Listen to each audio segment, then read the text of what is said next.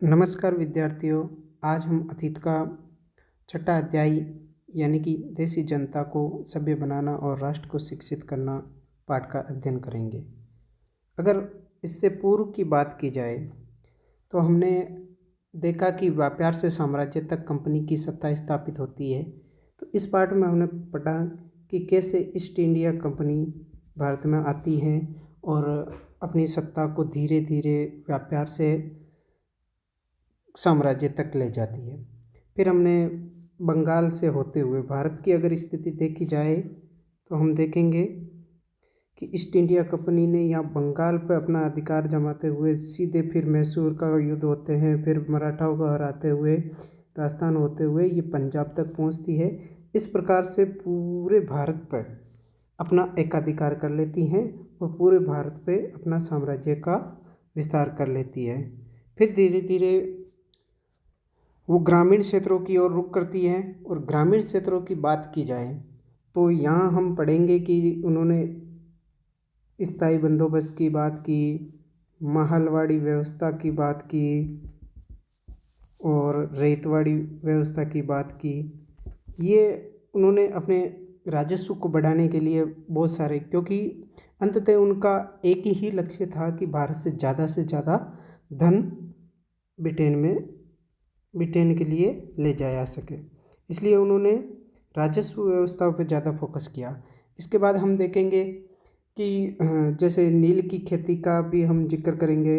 नील की खेती के बारे में भी पढ़ा हमने कि भाई नील की खेती के लिए कैसे फोर्स करते थे भारतीयों के लिए और अपने हितों के लिए किस प्रकार से भारतीय जनता का शोषण करते थे। इसके बाद हमने पढ़ा आदिवासियों के लिए झूम जो कृषि थी उस पर भी उन्होंने टैक्स वगैरह लगा के झूम को एक निश्चित एरिया में बांधने का काम किया था। झूम कृषि की बात की जाए तो झूम कृषि स्थानांतरण कृषि होती है जो एक स्थान से दूसरे स्थान पर की जाती है। जैसे 2 साल के लिए यहाँ पे कृषि कर लिए तो उस स्थान को छोड़ के अगले साल या दूसरे साल हम दूसरी जगह खेती करते हैं, उसको हम स्थानांतरण कृषि कहते हैं। उसके बाद में सबसे ज़्यादा चेंजिंग आया 1857 की क्रांति के दौरान, जब पूरे भारत में लगभग अंग्रेज़ों के खिलाफ बगावत स्टार्ट हुई और अंग्रेज़ों को भारत से निकालने के लिए पहला भारतीय स्वतंत्रता संग्राम हुआ। तो उसके बाद अंग्रेज़ों ने जैसे तैसे उस पर काबू पा लिया, लेकिन ईस्ट इंडिया कंपनी को यहाँ ख़त्म किया गया और ईस्ट इंडिया कंपनी को अब सीधा ब्रिटिश क्राउन के अधीन कर दिया गया। यहाँ एक नया पद वायसराय, भारत सचिव जैसे पदों का भी हमने पढ़ा है कि भाई स्थापित किए और वो सीधे ब्रिटेन के थ्रू काम करने लगे। अब भारतीयों को शासन प्रशासन में और अच्छी भागीदारी या दोनों के बीच सामंजस्य अच्छा बैठ सके, इसी उद्देश्य से अब वो सोच रहे हैं कि भारतीय जनता को अंग्रेजी शिक्षा दी जाए। और इसी के दौरान हम पढ़ेंगे देसी जनता को सभ्य बनाना और राष्ट्र को शिक्षित करना पाठ का अध्ययन करेंगे। तो चलो शुरुआत करते हैं। पहले के अध्यायों में आप पढ़ चुके हैं कि ब्रिटिश शासन के कारण यहाँ के राजाओं और नवाबों, किसानों और आदिवासियों को किस किस तरह के प्रभाव पड़े थे। इस अध्याय में भी हम ये समझने का प्रयास करेंगे कि इन चीज़ों से विद्यार्थियों के जीवन पर क्या असर पड़े। विद्यार्थियों के जीवन को समझना इसलिए ज़रूरी है क्योंकि भारत में अंग्रेज केवल भू क्षेत्र पर विजय या आय पर नियंत्रण नहीं करना चाहते थे। उन्हें लगता था कि उनका एक सांस्कृतिक मिशन भी है। वे मानते थे कि उन्हें देसी समाज को सभ्य बनाना है और उनके रीति रिवाज और मूल्य मान्यताओं को भी बदलना है। इसके लिए कौन से बदलाव लाए जाने थे, भारत को शिक्षित और सभ्य और अंग्रेज़ों की सोच के मुताबिक अच्छी प्रजा बनाने के लिए कौन कौन से कदम उठाए जाने थे। अंग्रेज़ों के पास इन सवालों के कोई बने बनाए जवाब तो नहीं थे। इन सवालों पर कई दशकों तक बहस चलती रही। जैसा कि हम देखते हैं कि 2-3 प्रश्न अंग्रेज़ों के जहन में थे या मन में थे कि ये जो भारतीय, वो अपने आप को सभ्य मानते थे, भारतीयों को असभ्य मानते थे। यानी कि जितने भी हम देखें कि जो गोरे लोग थे वो अपने आप को बहुत ही ज़्यादा सभ्य और भारतीयों से 10-100 गुना ज़्यादा सभ्य मानते थे। और भारतीय जो काले काले रंग का था, तो उनको कहते हैं कि जो जितने भी काले रंग के हैं वो सारे के सारे असभ्य हैं। तो वो अपना आप को एक अभिभावक या अपना आप को उनको अभिभावक मानते हुए ये मानते हैं कि भारतीयों को अब क्या है, सभ्य बनाना। तो देखते हैं कि किस प्रकार वो उनका नज़रिया था और भारतीयों को किस प्रकार से सभ्य बनाएंगे। तो इसमें पहला पॉइंट है हमारा, अंग्रेजी शिक्षा को वो किस तरह देखते थे। तो आइए सबसे पहले इस पर ध्यान दें कि शिक्षा के क्षेत्र में अंग्रेज क्या सोच रहे थे और शिक्षा के जो विचार हम आज सहज सामान्य दिखाई देते हैं वे पिछले 200 सालों में किस तरह विकसित हुए हैं। इस पड़ताल के दौरान हम इस बात पर भी विचार करेंगे कि भारतीयों ने ब्रिटिश विचारों पर कैसी प्रतिक्रिया दी और इस बारे में अंग्रेजों के विचार किस तरह विकसित हुए कि भारतीयों को कैसे पढ़ाया जाए। उसमें पहला है प्राच्यवाद की परंपरा। सन 1783 में विलियम जोन्स नाम के एक सज्जन कलकत्ता में आए। उन्होंने ईस्ट इंडिया कंपनी द्वारा स्थापित किए गए सुप्रीम कोर्ट में जूनियर पद के तैनात किया गया और कानून का माहिर होने के साथ जोन्स एक भाषाविद भी थे। अगर भाषाविद की बात की जाए तो हम यहाँ अध्ययन करेंगे भाषाविद, एक ऐसा व्यक्ति जो कई भाषाओं का जानकार और विद्यार्थी होता है, उसे हम भाषाविद कहते हैं। उन्होंने ऑक्सफोर्ड में ग्रीक और लैटिन का भी अध्ययन किया था।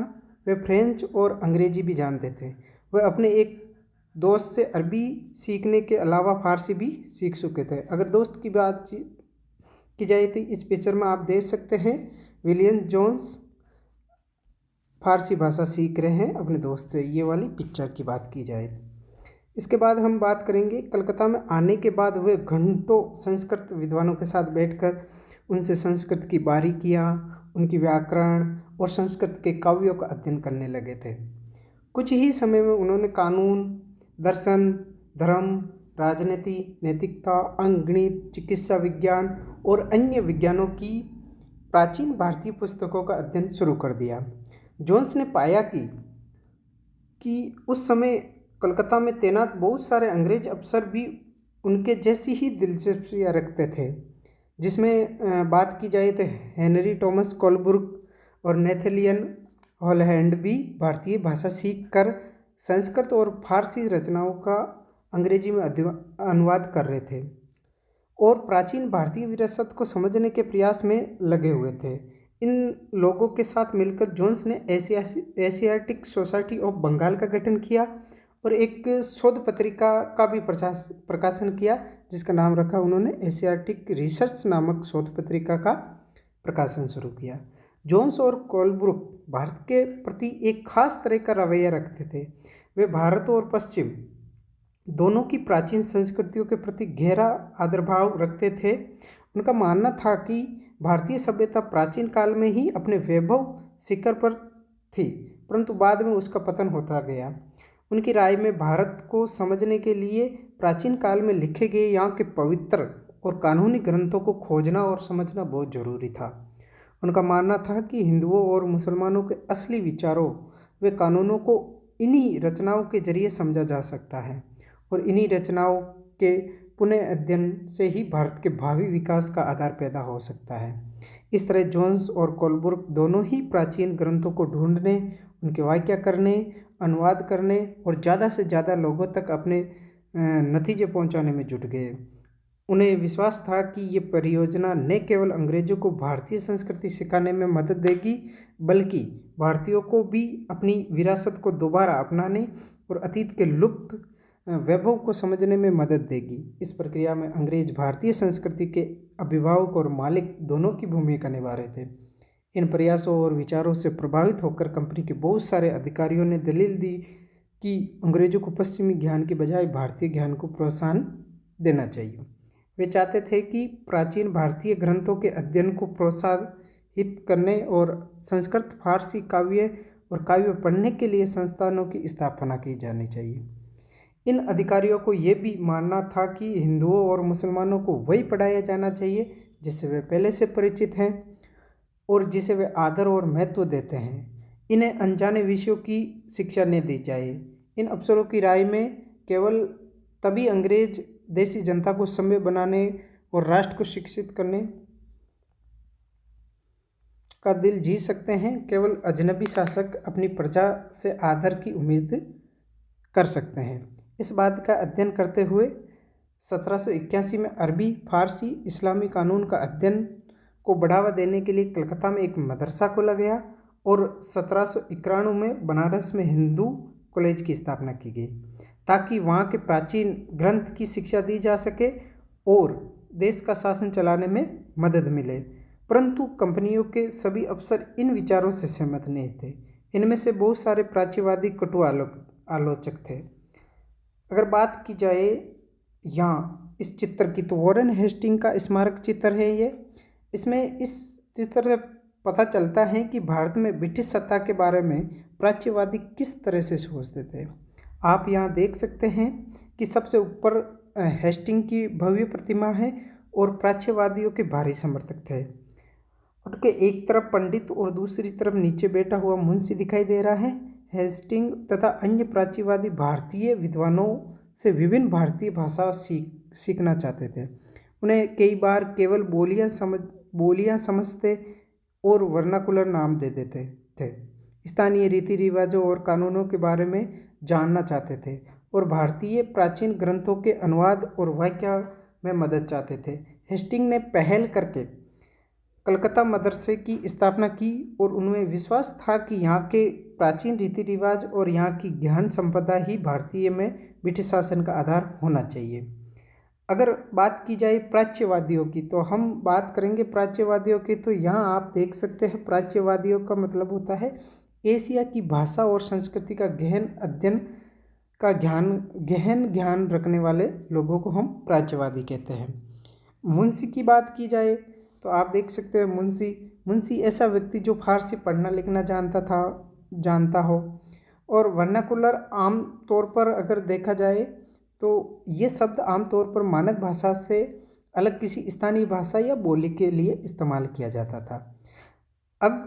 अब अगले पॉइंट की बात करेंगे हम, पूर्व की जघन्य गलतियाँ। ये हम अगले वीडियो में देखेंगे।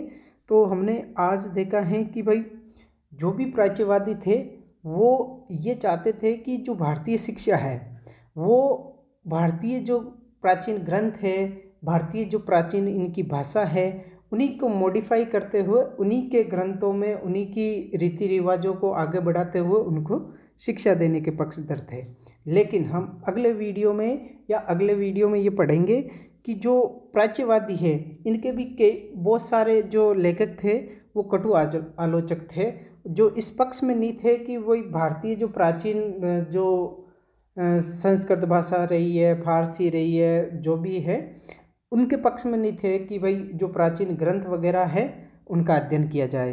तो हम अगले वीडियो में देखेंगे कि किस प्रकार